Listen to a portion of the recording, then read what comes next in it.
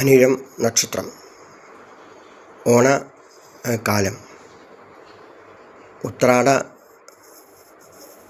പൂനിലാവേ വാ, ഉത്രാടത്തിലേക്കുള്ള യാത്ര.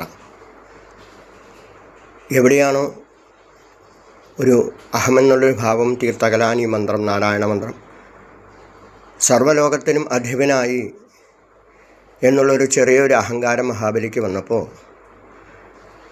നമുക്കറിയാം, അഹമെന്നൊരു ഭാവം എവിടെ വന്നാലും അവിടെ ഭഗവാൻ 3 അടി അളക്കാൻ വരും. അപ്പോൾ ഒരല്പം അഹമെന്നൊരു ഭാവം വന്നപ്പോൾ അവിടെ തലയിൽ അവിടെ യോഗീശ്വരനായ വാമനമൂർത്തി അവിടെ അനുഗ്രഹിക്കാൻ വന്നപ്പോൾ വിന്ധ്യാവലി തദാകർണ്യ, വിന്ധ്യാവലി ദേവി ദാ കൊടുത്തോളൂ അർച്ചിത്ത ഉദകപൂർവകം. അവിടെ ഉദകപൂർവമായിക്കൊണ്ട് തന്നെ ഭഗവാൻ നൽകിയപ്പോൾ സൂക്ഷ്മമായി വന്നതായ ഒരു സ്വരൂപം, അത് വലുതായി വലുതായി വലുതായി അത്യദക്ഷശാങ്കുലും 14 ലോകങ്ങളും നിറഞ്ഞു നിന്ന് കാരണജലമൊഴുക്കി തലപ്പഞ്ച മഹാദേവൻ്റെ തലയിലേക്ക് ഒഴുകി അത് ഗംഗയായിക്കൊണ്ട് ഇതാ വടക്കോട്ട് ഒഴുകുമ്പോൾ ഋഷിവര്യന്മാരുടെ യാത്ര മുഴുവൻ കൈലാസത്തിലേക്കാണ്. അപ്പോൾ കൈലാസത്തിലേക്കുള്ള യാത്ര, ആ യാത്ര മുറിയാൻ പാടില്ല, ഗംഗയുടെ പ്രവാഹം മുറിയാൻ പാടില്ല. അതാണ് മഹാദേവ ക്ഷേത്രങ്ങളിൽ 3 ഫുൾ പ്രദക്ഷിണം വയ്ക്കില്ലാത്തതെന്നർത്ഥം, മുഴുവൻ പ്രദക്ഷിണം വയ്ക്കില്ല. അപ്പോൾ കല എത്ര ചേത ഇരി കലശ, ഒരു കലശക്കുടം എന്ന് നമ്മൾ പറയുമ്പോൾ അത് വെറും കുടം മാത്രമേ ഉള്ളൂ. അതിൽ ഇട പിങ്കള സുഷുമന 3 നാഡികളുടെ പ്രതീകമായിക്കൊണ്ട് ശക്തിയെ ഉണർത്തിക്കൊണ്ട് കലശത്തിൽ പൂജിച്ച് ആലില മാവില മുതലായവ ചേർത്ത് ആ ഒരു ചൈതന്യത്തെ മഹാദേവനിലേക്ക് ആടുമ്പോൾ ഇത് ആയിത്തീരുന്നു. ഉപാസകനും മഹാദേവനും കലശവും എല്ലാം ആ ജലവും എല്ലാം ഒന്നായിത്തീരുന്നു.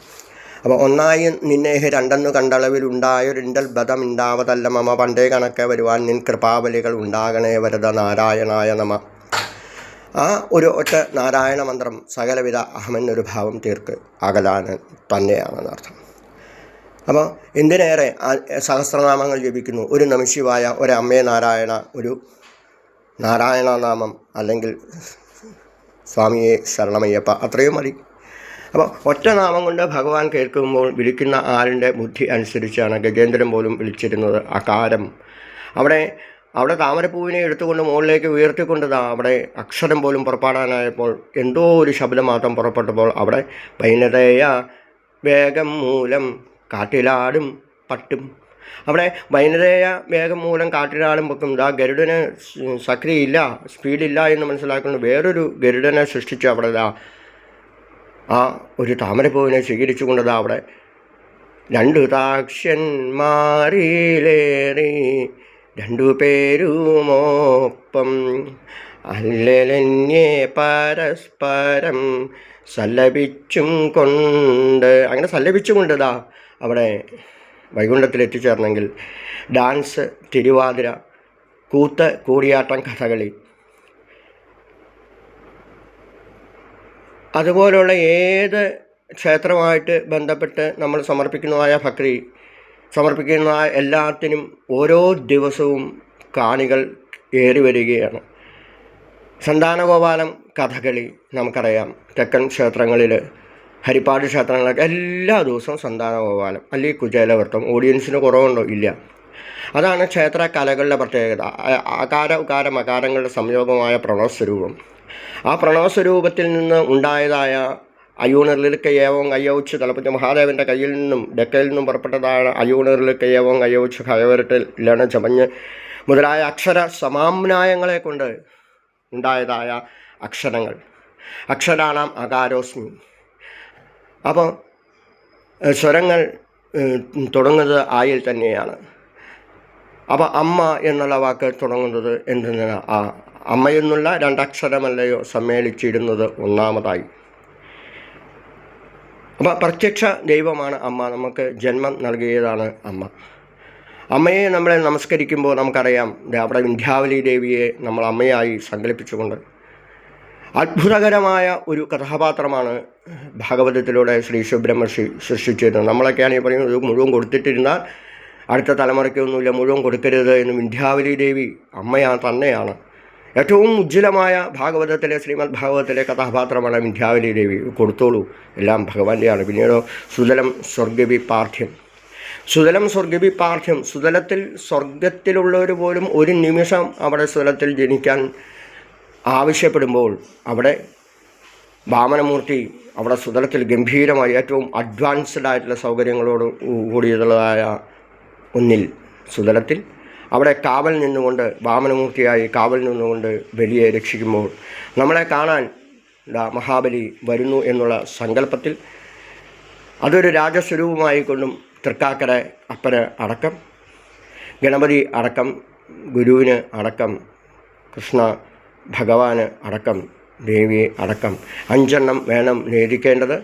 അത് നമ്മുടെ പരദേവതയ്ക്കും അടക്കം എത്ര എണ്ണം കൂടിയാലും കൊടുക്കില്ല, മിനിമം 5 പേർക്ക് നേദിക്കണം. അട മുതലായവ നേദിക്കുമ്പോൾ പലകയിൽ പ്രത്യേകം അണിഞ്ഞ് ഓണത്തപ്പനെ വെച്ച് അതിന് അഭിഷേകം കഴിച്ച് അതിന് അരിപ്പൊടി കൊണ്ട് സാത്വികമായ ഭാവത്തിൻ്റെ പ്രതീകമാണ് വെള്ള. എന്നാൽ പിന്നെ വേറെ ഏതെങ്കിലും കളറ് പോരെ? അപ്പോൾ സാത്വികമായ ഭാവത്തിൻ്റെ കളറായ വെള്ള അരിമാവ് കൊണ്ട് അണിഞ്ഞ് അതിന് മുകളിൽ മഹാദേവനെ ഏറ്റവും തിങ്കളും കൊന്നയും ചൂടുമീശൻ പദ പങ്കജം ചേർന്ന് നിന്നാടുവാമ്പേ. അപ്പോൾ തുമ്പപ്പൂവാണ് മഹാദേവന് ഏറ്റവും ഇഷ്ടമർത്ഥം. എല്ലാ ദേവർക്കും വെള്ള പൂവുകളാണ് ഇഷ്ടം ഏറ്റവും കൂടുതൽ. അപ്പോൾ തുമ്പ പൂവുകളെ കൊണ്ട് ഓരോ ഓണത്തപ്പൻ്റെ മുകളിലും അർച്ചിച്ചുകൊണ്ട് തുമ്പക്കുടം അവിടെ തലയിൽ സമർപ്പിച്ച് അതിൻ്റെ കൂടെ തന്നെ മുക്കൂറ്റി, ഏറ്റവും കൂടുതൽ ചൂട് പുറത്തു വിടുന്ന ഒരു തേച്ച് കഴിഞ്ഞാൽ അതാണ് കർക്കിടക മാസത്തിൽ മുക്കൂറ്റി തുടരണം, പച്ച കളർ അരച്ച് തുടരണം എന്ന് പറഞ്ഞ് മുക്കൂറ്റി വളരെ ഔഷധവീര്യമുള്ളതാണ്.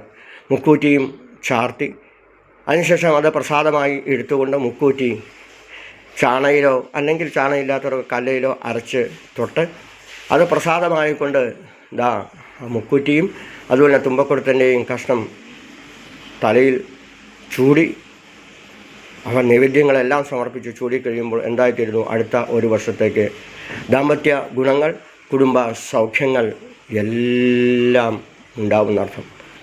അങ്ങനെ നടരാജൻ്റെ പ്രതീകമായ അല്ലെങ്കിൽ എല്ലാം ഒന്ന് തന്നെയാണ്. ഈ 1 എന്നുള്ളത് 2 എന്നുള്ളൊരു ഇണ്ടൽ വരുമ്പോഴാണ് പ്രശ്നം.